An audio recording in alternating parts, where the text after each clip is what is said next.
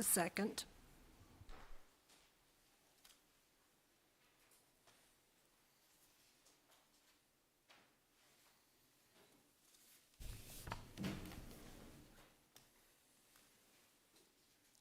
Other ballot.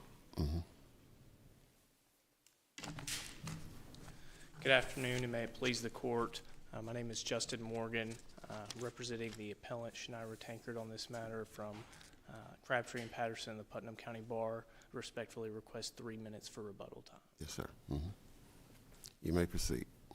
This case stems from an original divorce action in Rutherford County Chancery Court that was later reopened for the purposes of modifying a parenting plan. Originally, the first parenting plan that went down by the court was approved in October of 2019, and it was agreed to by both parties as being in the best interest of the children. That will be exceptionally important in this case because, as we will discuss later, the parties agreed that if mother were to return to Tennessee, that the best course of action in the best interest of the children would be to return to the party's prior permanent parenting plan. Judge Scarlett of Rutherford County had a particularly difficult way of navigating this case, made further difficult by the fact that mother relocated prior to filing a petition for relocation based on fear. And counsel, part of your argument is that the court really should have evaluated this under parental relocation. But as I read the judge's order, he in fact did consider parental relocation. So what is the harm in the way that this was conducted? I'm not quite following what the argument there is. With regard to parental relocation, the statute on parental relocation allows for the parties to go around the particular procedure if there are exigent circumstances in existence. And this record is filled with exigent circumstances that would otherwise alleviate Ms. Tankard of having to go through that relocation procedure. Well, and I understand that argument, but what is the harm here by the approach that the trial judge ultimately took in terms of resolving the issue? Is saying, well, I'm going to treat this like a modification first and foremost. I mean, what harm is suffered by handling it that way as opposed to some other? The real conflict between addressing it as a relocation issue and a modification issue is that the material change in circumstance was the relocation. But the court gave Ms. Tankard the option of returning to Tennessee and thereby alleviating the parties of the change in circumstance, at which point, once she did that, there was no material change in circumstance still existing.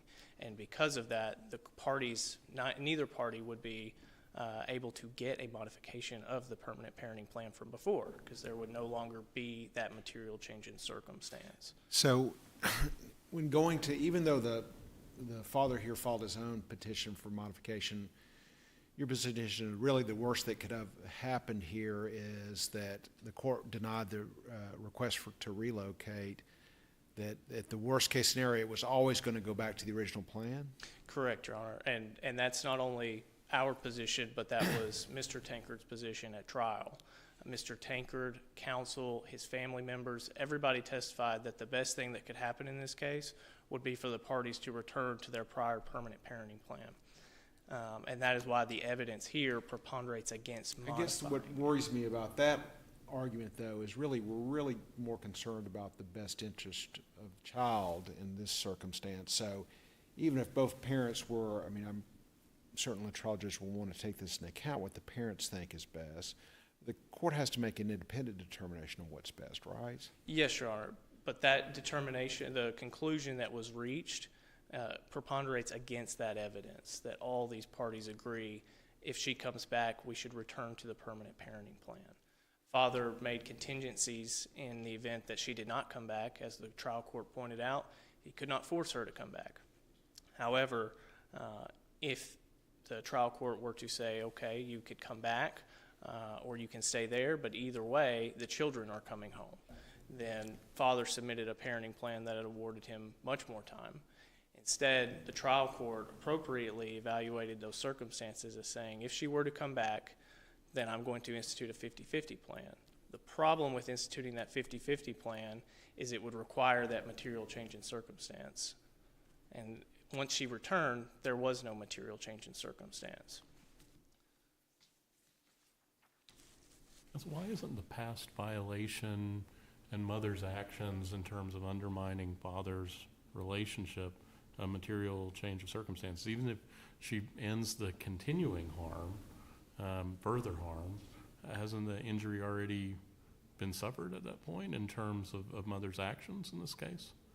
As far as facilitating a relationship with father? As far as there being a material change of circumstance, and mother's undermined, and the trial court, as I understand it, did not accept the argument the mother needed to go to Connecticut, instead thought that this was a decision that was driven by considerations of wanting to be by family, rather than the text messages that were at issue. Why isn't that enough to establish a material change of circumstance here? The material change of circumstance that was established was father's inability to exercise that time based on the relocation and the geographic relocation itself. If the trial court had found that, based on factor 2, that the mother was unwilling to facilitate a relationship with father, that would be an entirely independent investigation. And mother further testified that she was willing to facilitate that. She was open to having visitation in Connecticut, and the children were receiving their telephone calls with father, and that father was visiting with the children while she was in Connecticut.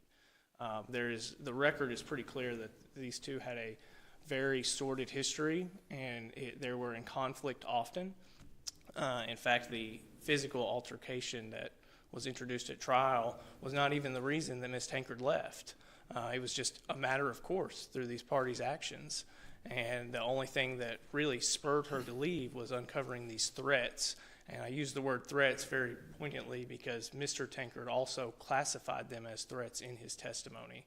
So the mere fact that the parties were at odds with each other consistently did not change the fact that mother was still allowing the children to see him. She was just fleeing at this time in order to protect herself, in her opinion. Additionally, the record further preponderates against... Was there proof in the record that mother's family was in Connecticut? I believe so, Your Honor. I'd have to check on that, but I believe the purpose of that relocation, her reasoning behind that, was to be near her family.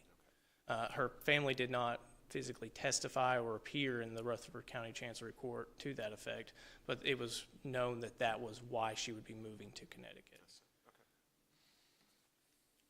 Here, the best interest factors that were gone through, there were only 2 that applied out of the 14, and there wasn't any additional factor that the court could have latched on to say, I also find this as a relevant factor.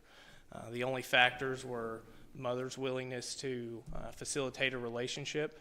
We believe that was for good reason. That factor, that second factor under 36-6106, is subject to the best interest of the children. And in this particular case, there had been violence committed against her in the presence of the children. Then there were further threats made to a third party about her.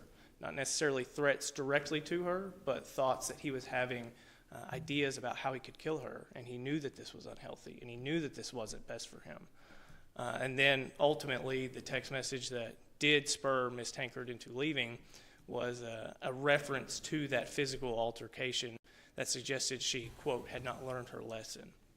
And so because of that, I think the best interest, according to Ms. Tankard, would be to distance herself from Mr. Tankard, not necessarily her children, but for herself, and to not subject the children to these repeated instances of violence in front of them.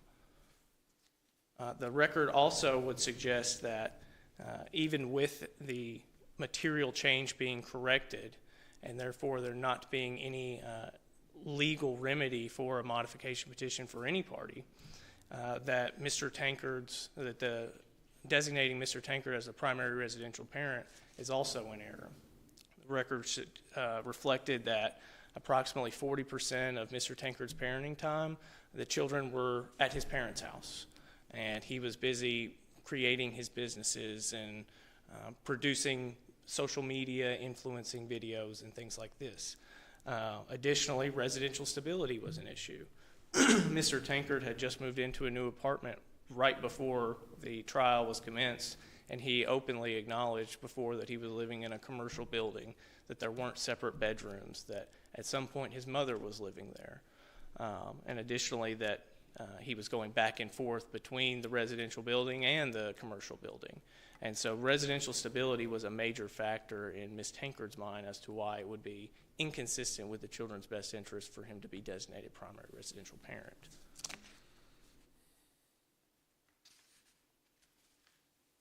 The crux of this case comes down to the fact that the change in circumstance involved Ms. Tankard and the children living in Connecticut. That did not exist when they went through the divorce process, therefore their parenting plan became unworkable. That we do not dispute. However, when the judge gave her the option to come back, the parenting plan should have remained the same once she exercised that option. And the reason for that, again, is that there is no change in circumstance. At that point, these two can go back as if it never happened, as Mr. Tankard's father testified he wished that the parties would do. Additionally, the styling of the case, while both parties had filed petitions on modification, suggested, and the way that the court treated it, suggested that the court was going to follow that relocation procedure regardless. He weighed the factors for the relocation statute, which include all of the factors that are required under the change in material circumstance in the best interest of the child statute.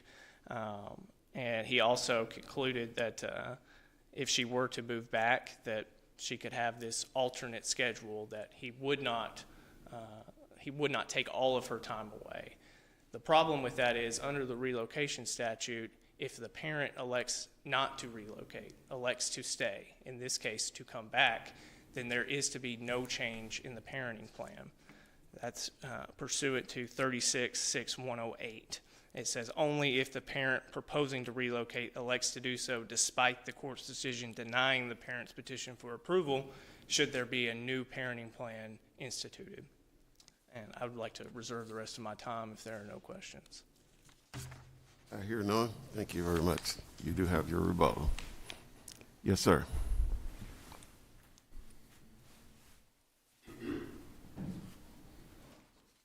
Good afternoon. Tillman Payne, Middle Tennessee Bar, for Mr. Tankard. Obviously, I disagree with the council's opinion of this case. This case is kind of turning the relocation statute on its head, if you ask me. The trial court did not err. Their claim is the trial court did not err as a matter of law in taking away some of the mother's parenting time upon her return to Tennessee after April 1.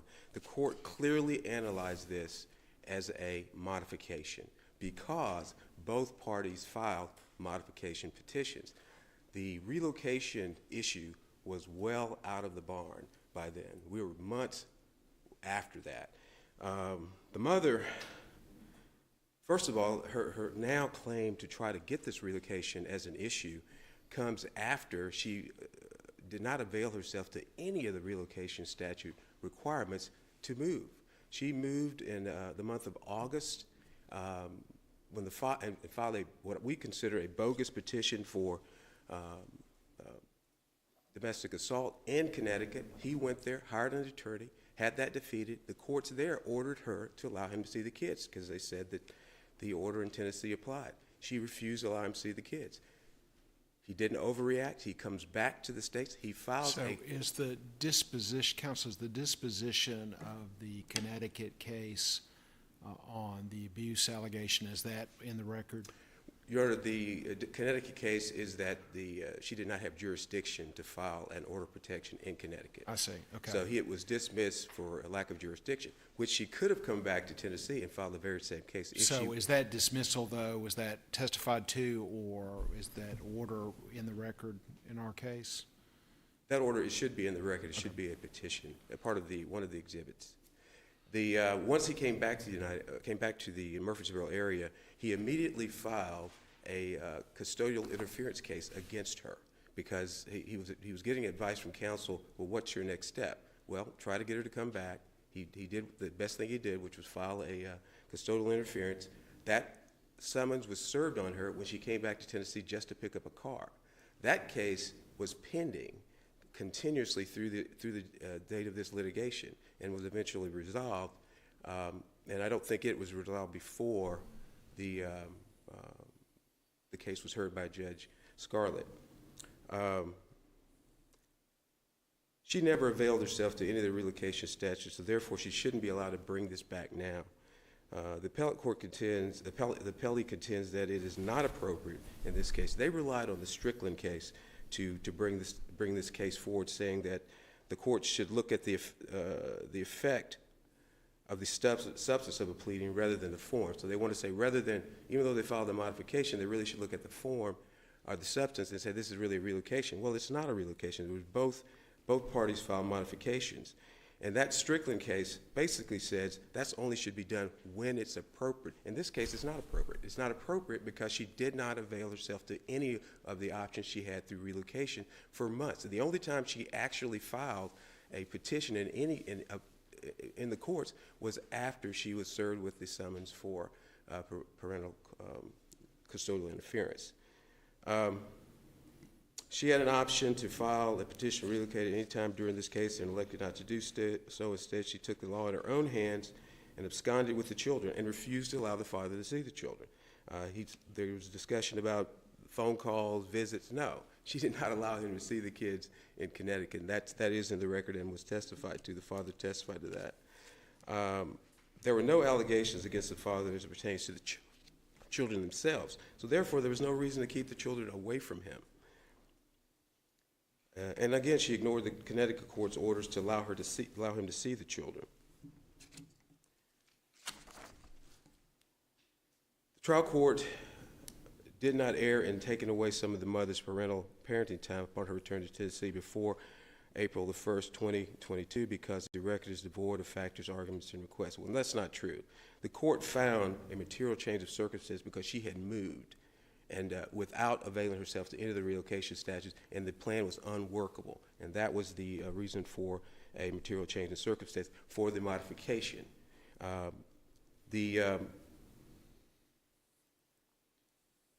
She was depriving the children of their contact with the father and had no intention of returning to Tennessee. The entire record, there was no question to her, will you return to Tennessee? That was never asked her, and she never admitted that she would come back to Tennessee. So the judge was kind of stuck. You know, she's never saying I'm coming back to Tennessee, regardless of what he rules. Did the judge in this case give adequate attention to the fact that the children were spending significant time with, I think it's a stepmother, right? Your client's stepmother, 40% of their time or something like that was with her while he's working on his business. His living circumstances are not necessarily ideal. That doesn't seem to necessarily translate into the judge's decision in this case. Did the judge fail to give adequate attention to that here? Your Honor, I believe he did give adequate attention to that because he had the case from the very beginning, so he was aware of the parties' circumstances and their issues with each other and the living circumstances. The testimony of Mr. Tankard's parents on their family support for these children was consistent both prior when the agreement was originally made and during the time that they provided testimony. The parents did not argue or have any issue with providing some support to him. He's a very energetic man, and one of the part of the testimony of the mother is how much time he spends with the kids. He includes them in some of his business activities, and so he's with them all the time. It wasn't a matter of him dropping the children off for 40% of the time. It was more of a matter of, you know, he did have businesses. He did a food truck. He did do other activities, and his parents supported him. One of the activities that father did here was a DJ truck. Is that right? Yes. What is that? Basically, if you have a wedding or any other outdoor function. So it's music. So like disc Right. jockey truck. Right. Gotcha. All right. So Thank he you. would, Okay. and a food truck. I suspected it was that, but I wasn't sure. Okay. And a food truck and Okay. whatnot. So it's a portable DJ setup. Right. Gotcha. Right.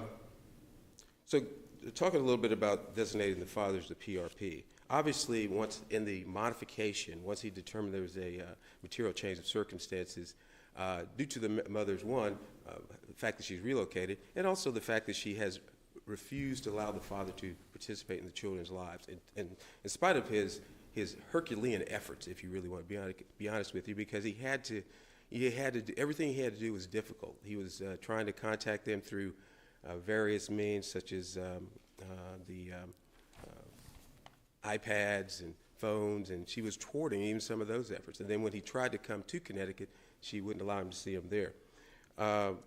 So I think the court was mostly concerned with her ability to support whatever plan that was implemented. So therefore, he didn't feel like she would support the relationship with the children, because he hadn't.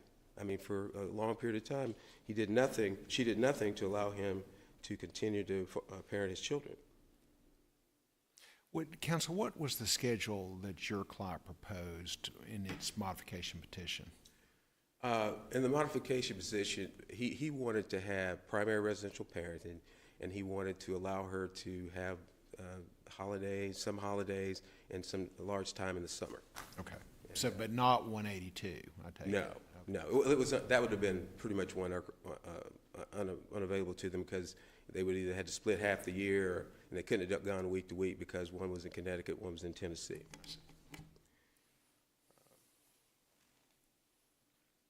Now, the appellate wants to argue that the return, the court gave that ruling as it relates to the relocation statute as a alternative if he had considered. It was contextual. It wasn't as, well, I'm considering this as a modification, but I'm going to consider it also as a relocation. He didn't do that. He did it as an alternative. He says, if I should have considered it, I would have denied the relocation anyway.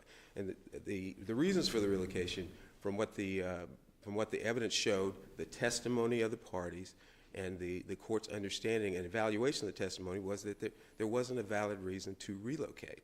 And then her behavior after she did relocate was such that it warranted a significant change in the parenting plan, and giving the father the more control of the issue related to permanent parenting, the PRP.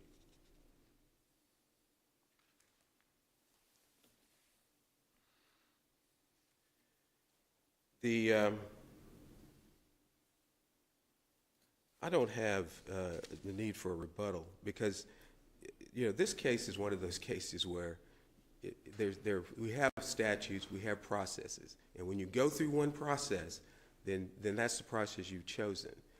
She could have done the relocation at any point in time. As a matter of fact, he would have welcomed that. As a matter of fact, he was trying to get her to come back, because that was the only requirement. Come back, and let's go through the legal process, because I want to be around my children. She refused to do that. The upshot of this case is that to allow the mother to blatantly disregard at every turn the relocation process and the statutes that are set there, that are designed to protect for exigent circumstances or whatever other circumstances, and to turn that on its head, and now to allow her, after she files a modification petition, he responds to it with his own modification petition. The judge rules on the modification petition, and then as a alternative says, if it had been relocation, I would have denied it also. The fact that the other side wants to bring back the same parenting plan, the judge didn't think that was workable, primarily for the same reasons that he denied the modification, is that she's not going to follow the plan potentially, and we're going to be back in the same scenario if she's given the primary residential parenting role.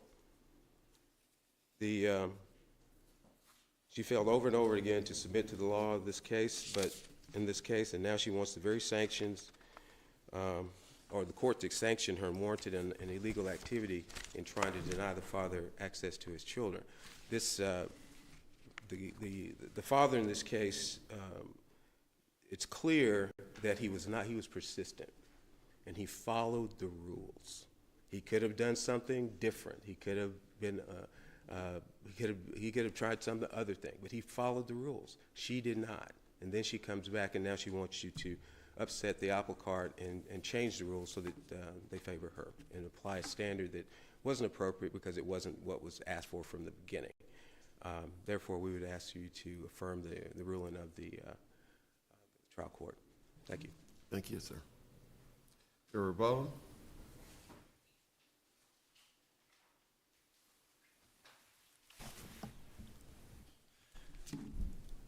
The Chancery Court of Rutherford County was clear that the reason the modification needed to happen, the material change in circumstance, was due to the geographic distance between the parties at that time. And it was due to that geographic distance that father was unable to exercise the parenting time afforded to him previously.